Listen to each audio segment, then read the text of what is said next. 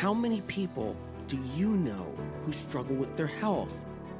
Chances are, whether they show it or not, most of the people in your life do. And chances are, you're one of them.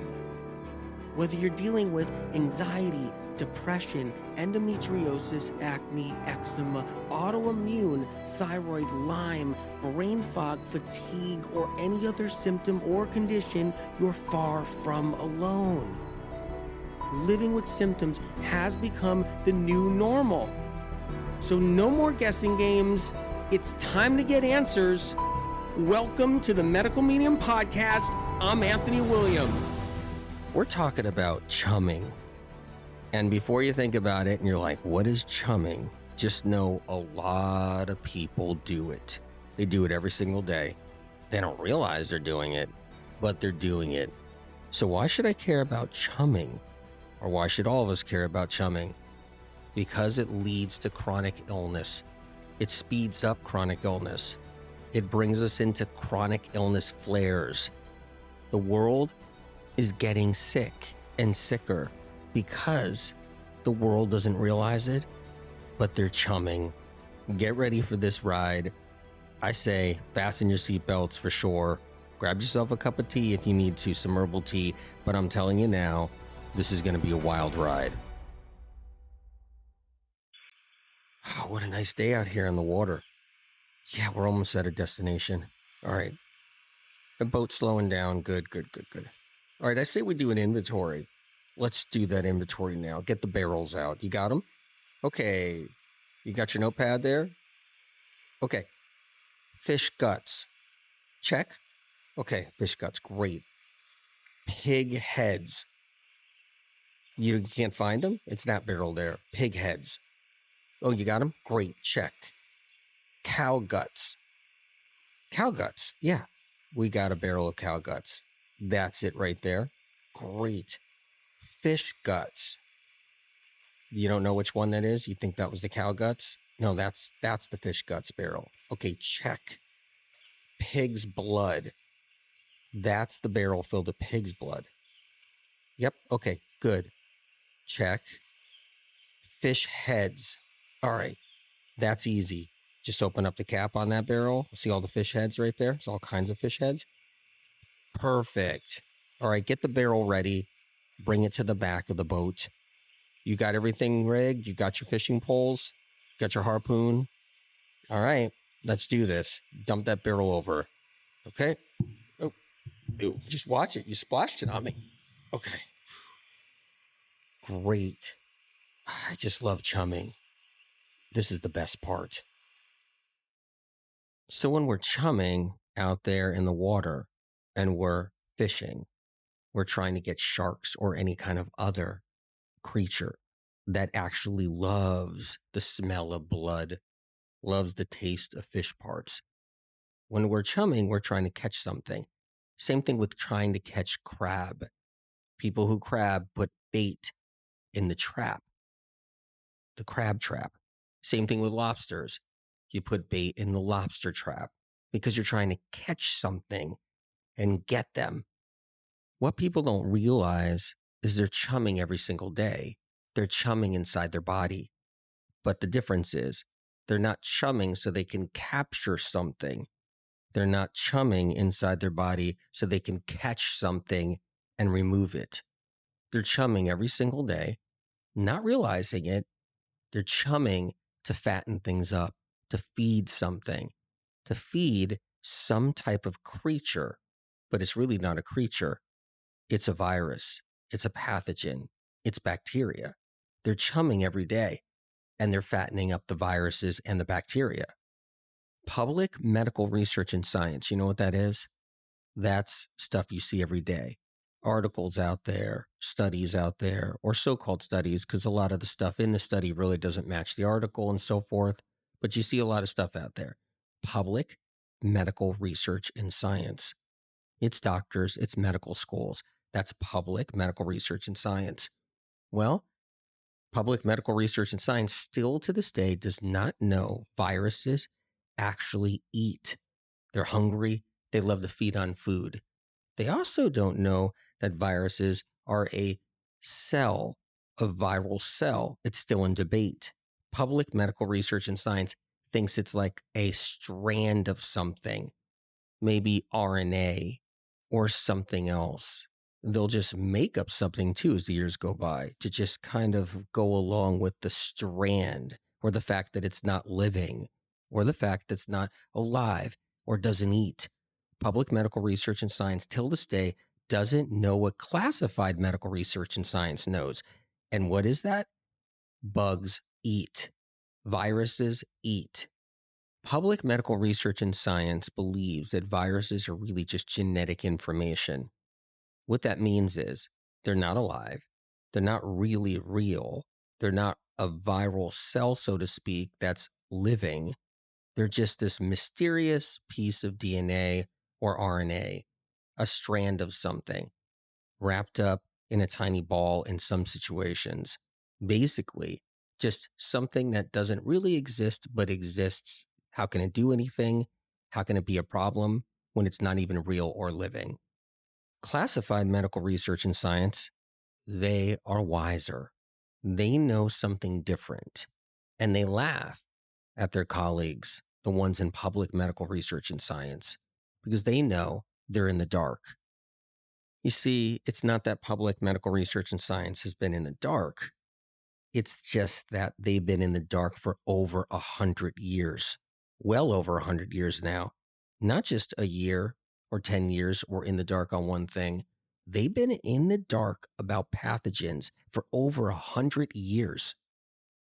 Classified medical research and science learned a long time ago that viruses, other pathogens, feed. They need feedings to stay alive, to keep them alive in a lab, to keep them under the microscope. They can't just exist and not be fed. They can't be supported and still viewed, tested, and looked at and monitored. Classified medical research and science learned this a long time ago. When they discovered bugs, when they saw it under the microscope, they saw it in someone's blood. They tried to preserve those organisms. They tried to preserve those pathogens so they could study them, look at them, find out what makes them tick. They subjected the bugs they saw, viruses, bacteria, to a lot of different things. They noticed what would not keep the bug around, where the bug would just die and be useless and no longer something they can view or monitor or watch or grow. They used mercury and realized mercury was a preservative.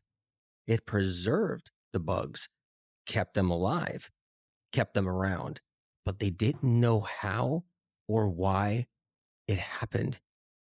They tried a lot of different foods to keep the bugs going, to try to proliferate them, grow them, get them to multiply.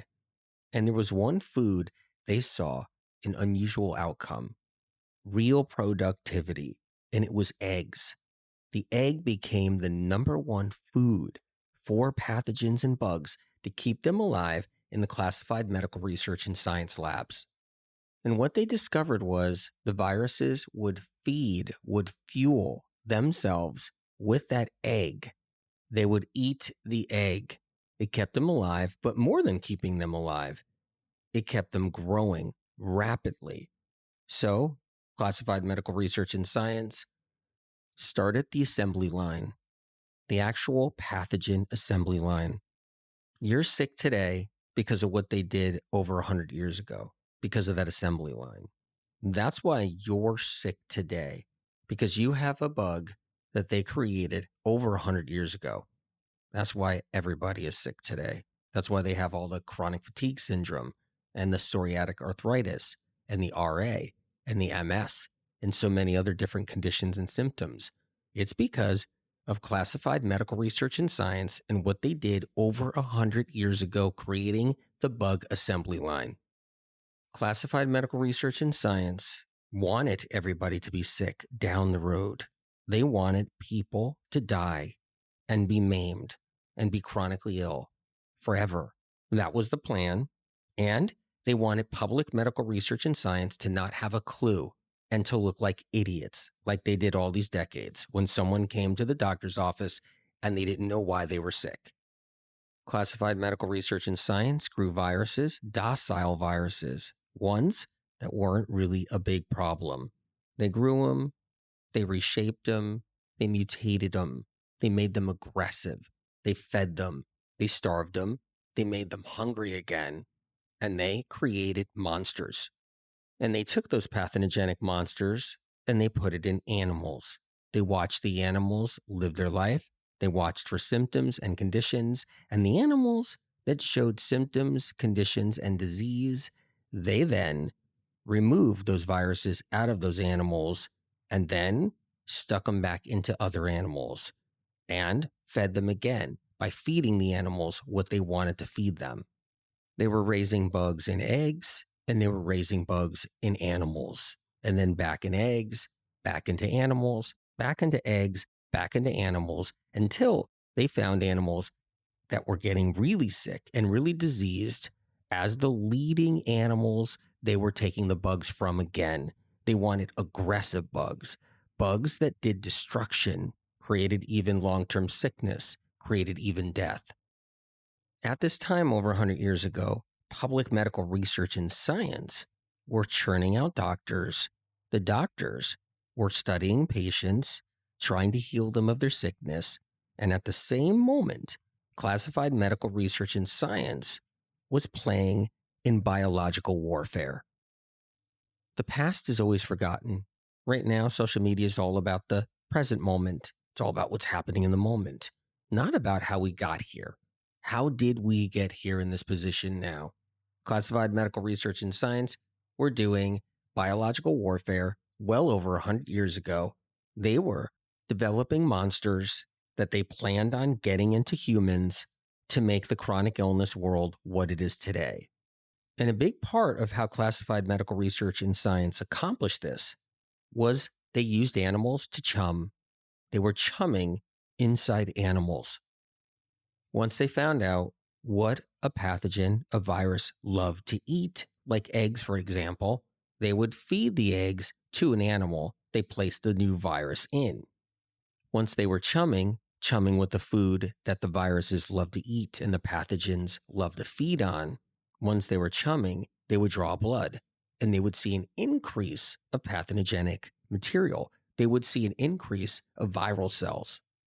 Once they discovered all the foods that viruses would love to eat and fed on and fueled themselves with, then they knew they had something here. So then when they released all of these manufactured viruses out there in the world, they knew they're going to be fed.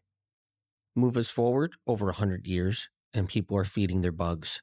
They're feeding their pathogens, their viruses, their bacteria. They're chumming every single day. They're chumming for bugs. The difference, they're not chumming to catch the bug and get it out of the body. They're chumming to feed the bug, to get the bug stronger, to move bugs around the body, to get them hungrier for different foods that they love, and to make it so they grow at a rapid pace. Look at the pig blood. Look what happens when it hits the water. Anything yet? Whoa, what was that? Whoa, shark fin, here it comes. Whoa, it just took that pig head right down. Whew. Oh my God, another one. Whoa, we got sharks now. Lots of sharks. Whoa, okay, get the spear. Get the spear gun ready. Whoa, look out. Whoa, okay. Just, you got the fishing rods out just in case something else is hungry too? You never know what you're going to catch right here. All right, put the fish guts out. Put the cow guts out. Put it all out. Just keep on dumping it in. Woo, it's like a feeding frenzy. Oh, look at that one. Whoa, look out. All right, watch out. That one almost got you just coming out of the water there. Just be careful dumping that. People have viruses in them. They get them from their families, their parents, passed down from generation to generation. That's why the whole genetic thing with, oh, well, I have a person in my family that has the disease, so I'm going to have the disease. My father had this illness and symptoms, so I have it. Or maybe it skips a generation and then someone else has it in the family line, but it's getting passed down But what people don't realize, it's viruses and pathogens going back well over 100 years, being passed down generation to generation. And so these viruses live in our bodies. They're there. They're sitting dormant many times inside people's livers, in their spleen, in other organs. The liver does hold a lot of different pathogens. They could be sleeping. It's called dormancy. They're dormant. They're actually not awakened. They're sitting there, cells, and they're incubating. They're alive. They're staying preserved. But then they can be awakened. Things can awaken them, like chumming, when we're chumming, when we're consuming foods that awaken these bugs, get them out of dormancy. Sometimes we can eat foods that can sit there and float around them for years. But then one day the bug starts awakening and it sniffs the chum and it goes for it. And once it goes for it, it gets an appetite. It starts to grow. It produces more viral cells and more viral cells and more viral cell toxins. And then the chumming takes it to a level where now we're getting sick. Another thing is catching a bug recently from someone, catching a bug from a shopping carriage, the handles on it, rubbing your eye, catching a bug from a doorknob, a toilet seat, catching a bug from just bodily fluids from somebody else, getting new bugs with appetites, new bugs that were feeding in somebody else's body. So somebody else was chumming. They were putting chum inside their body all the time, feeding those bugs. Those bugs are used to their chum. And as those bugs are sitting inside of you looking for food, they're looking for food they were raised on, food they like and enjoy. So you might be somebody that contracted or picked up bugs from somebody else or some other way, and you got these new bugs, new viruses inside of you. They're used to somebody else's chum. When they're chumming, now they're hungry and they want the food they were used to. So they start giving craving messages to the person, to the new host. Craving messages. They want the food they were used to, that they ate every day. This is when someone that doesn't eat a lot of eggs ends up liking a lot of eggs and eating them more. They don't usually eat eggs. They eat them maybe once a month, maybe once every few weeks, maybe once every few months. But all of a sudden, after being in a relationship for a while, being with somebody they contracted bugs from or some other avenue, those bugs are hungry and they want the food somebody else used to eat all the time. So then the bug starts sending messages. Information leaches out of the bugs. They excrete hungry hormones. Those hungry hormones float around, get to the brain, and trip up the hunger senses. Somebody that didn't eat a lot of eggs, and they might have had their own bugs in them too, but maybe those bugs weren't really tuned into eggs, and that person really wasn't a big egg eater. But now, the new bugs, they're getting real hungry fast. So they're sending those signals. And then the person's like, I'm in the mood for eggs now. There's a few different ways to catch pathogens, bugs, viruses. One is blood transfusions. That's a very popular way. If someone gets a blood transfusion, there's a good chance they're going to pick up a few different new bugs in their system. Another one is public bathrooms, being careless in them. Another one is shopping handles, doorknobs. That's another one too. But sex is a big one. Bodily fluids shared during sex. Out of all these ways of getting pathogens, sex is the most popular. It's the most popular way and most common way to get a pathogen. So much so that pathogens rely on it. Viruses and bacteria rely on sex. Viruses have information. They retain information for bugs to be living on past that host. Viruses want bugs out of the host into another host. That's one of viruses and pathogens' goals, is to send pathogens, viruses, bugs to another person and then to another person. That's survival. That's the way the virus can be guaranteed its kind is going to survive and live beyond that person, that host, or that virus. It's a pathogen survival mechanism. So When people have sex, intercourse, or share bodily fluids, it's one of the great ways to guarantee that survival. So when there's a new host with new viral cells in them, we have to feed them now. The number one food after having sex of any kind are eggs. People make eggs. They do it the next morning, or they do it late that night or early morning, or it's the next meal they eat. But they always have scrambled eggs. And maybe nowadays, one person might have something else. They make themselves some type of protein smoothie. Another person will do something else. But mostly, and most of the time, there's eggs involved. Scrambled eggs, top of the list. It's a post-sex food. It is a feeder. It's the ultimate chumming. It's to feed the new viral cells, the new viral eggs, the new viruses. It's to feed them to make sure they get a strong start and they can root and they can have the strength to travel.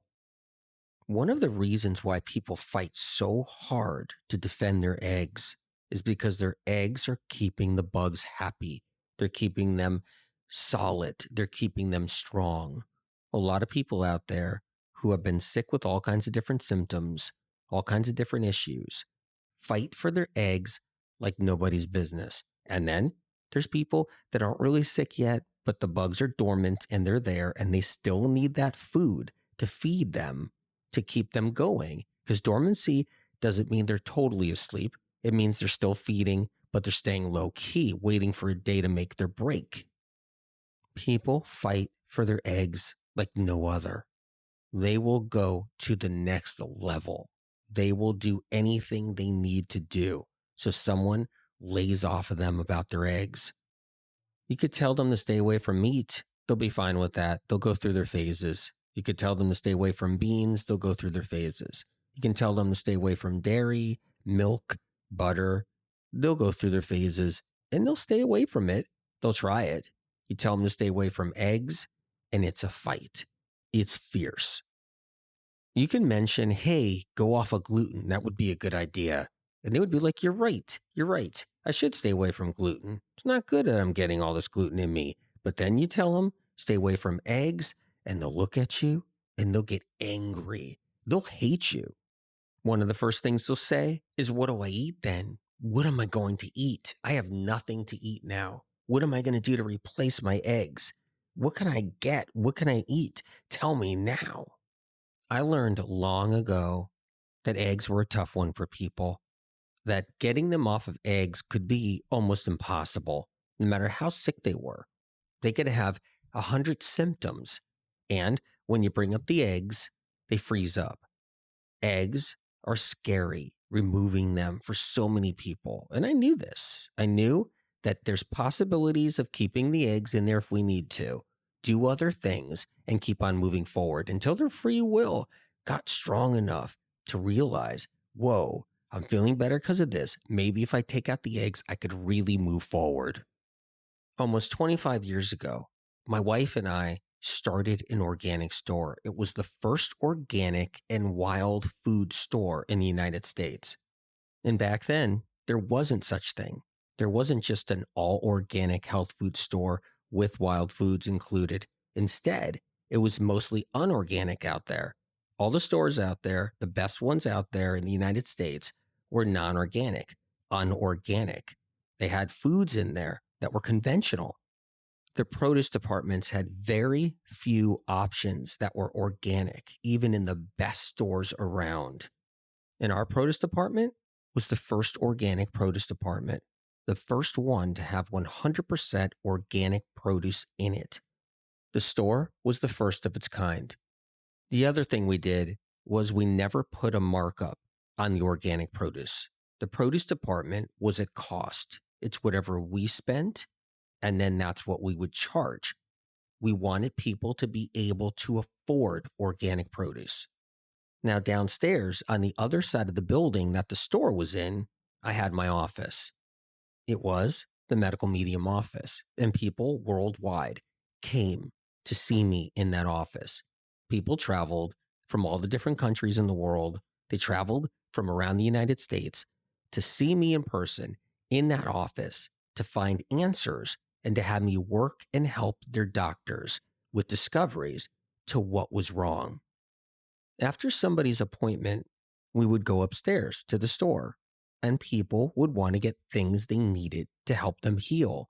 So we would walk around. We would go into the produce department, and people would learn about organic produce for the first time in their life, many of them. And they would know what foods were good for them. They would learn for the first time what to eat to help them heal. And what they would ask all the time was, can I eat eggs? Can I still have eggs in my diet? And I would say, of course you can. But because you're suffering with all these different conditions, it's best not to use those eggs to feed all the bugs, the very things behind your symptoms. A lot of people would panic and they would ask me, can you get eggs in the store?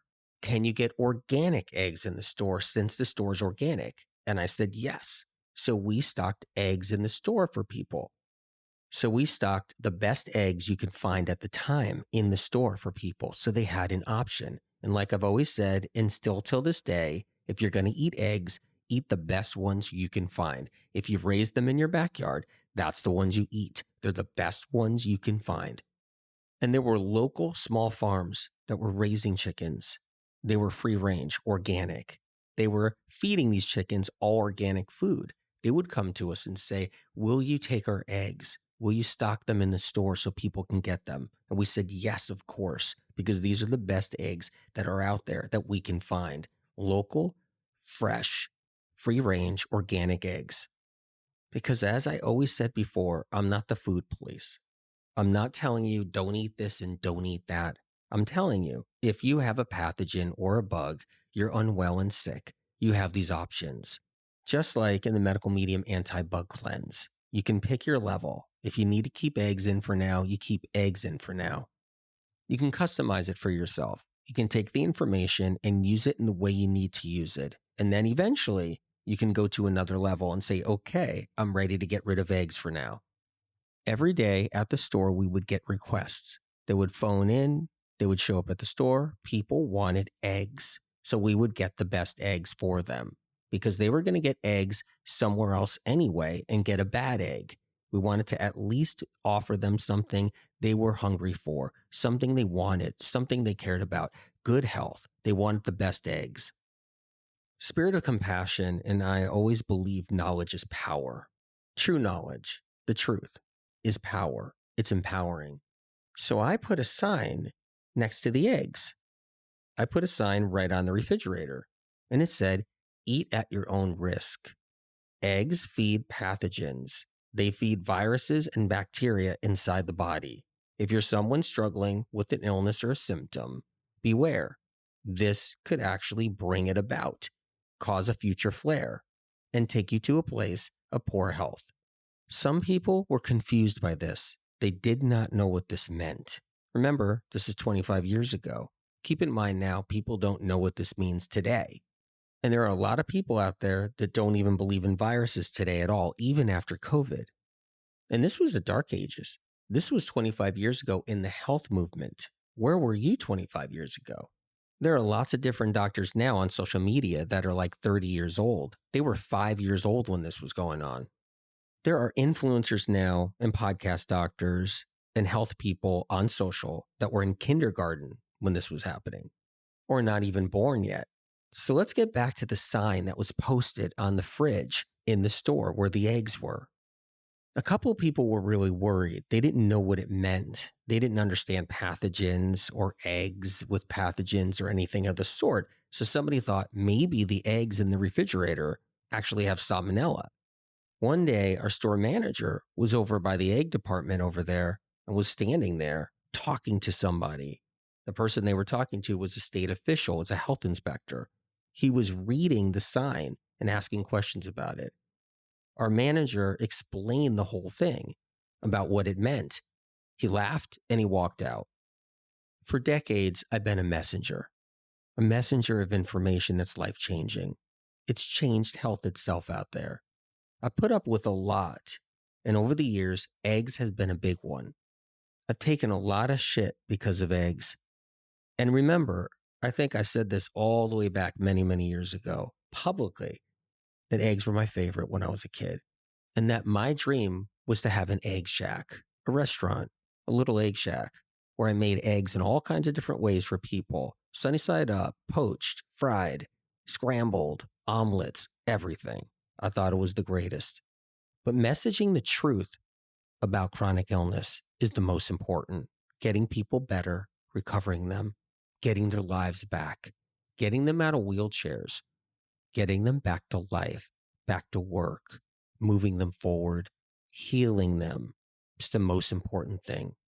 Keep in mind that 25 years ago, that wasn't a medical medium only store. This was a health food store that was servicing not only the area, but around the whole state and beyond.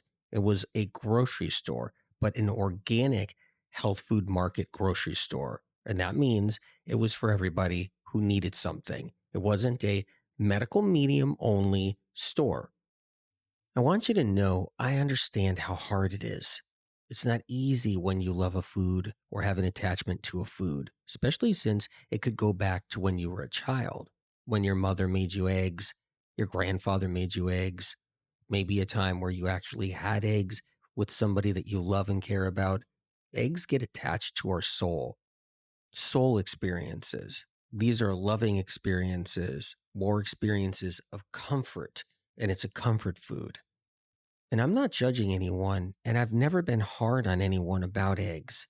I've only been a messenger about the information of what classified medical research and science has done to our eggs and how they manipulated them and how they fed them to pathogens and got those pathogens to become little monsters. And then they released those little monsters onto the public over time so that people would contract those very little monsters. And those little pathogens, those viruses, those bacteria, those monsters, they're now feeding on chum. Just like the classified medical research and science want it to happen. They wanted people to be oblivious and just eat whatever and feed the bugs. But eggs aren't the only food classified medical research and science fed to bugs. They fed dairy products to bugs. They fed gluten to bugs. They fed corn to bugs. They fed soy to bugs, milk, cheese, and butter. And then there's toxic heavy metals. They fed bugs toxic heavy metals. They mixed the metals in with the favorite foods the bugs loved. They mixed metals in with eggs, with milk, with cheese, with butter, with gluten. The goal was for people to chum their bugs. So anytime somebody ate some of these foods, these very foods that were fed to these pathogens long, long ago, anytime somebody ate them, they were chumming their bugs. That means bugs that were sitting inside of them were getting fed. So someday they can rise up and cause a problem.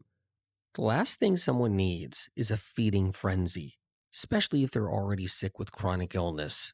They weren't told what to avoid. They weren't taught. So they didn't know, and they don't know. And classified medical research and science will never say a word. They want people to not know. They want people to feed their bugs. Sharks are splashing around everywhere. Oh my God. Oh, look at that big one. Look how huge it is. Oh, wait a minute. Watch out. Watch out. Oh, the shark just bit off our other friend's head.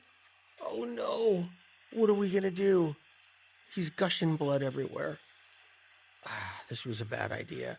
I guess he's just used his chum. I don't know. Wait a minute, don't throw him in. You're trying to use him as chum now too? I mean, it's a dog-eat-dog world. It's evil. It's sick. Classified medicine games played on the people who fall for the tricks. Doing bad to humankind instead of good and allowing the holy light to shine. The puppeteers at the top, so many of them now control the gov, control apps, control the ops. So much doing wrong. Will they ever stop? It's on purpose to break down the mind and hurt the future billions of lives, causing them to fold early in life destroying bloodlines. Listen up. There's so much more to unwind. Sinister bastards, they are. Look how far they go to let the monsters out in the park, to prey on the masses, setting traps so the innocent beings get sicker fastest. They only want hopeless health disasters, and the influencers are helping the darkness and doing evil's bidding to make it go even faster. They don't know it, but they're working for the Dark Lord, Beelzebub, the Master. Over 100 years ago, they grew pathogens in an egg, and they took the baby chick's soul. The bugs ate the undeveloped protein and gained a permanent worldwide role. After enough bugs were coddled and collected, they placed them in vials and found different ways to get people infected. The true battle of chronic illness and what really happened will stay hidden and neglected, but only for so long. God will someday sing God's song and right the wrong.